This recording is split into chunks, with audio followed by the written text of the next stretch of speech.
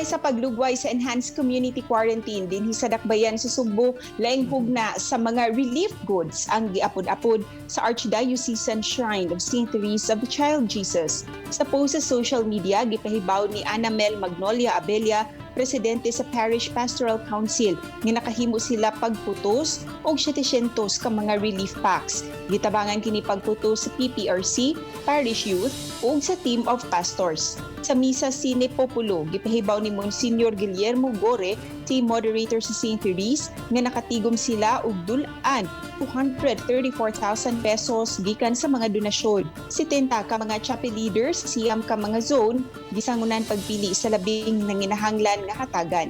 Mapasalamaton usab si Monsignor Gore nga taliwa sa kalisod ano daghapoy mga tawo ug mga kompanya nga manggihatagon. Gani karong simanaha adunay kompanya nga mohatod og mga utanon alang sa mga parokyano nga mas nanginahanglan niini.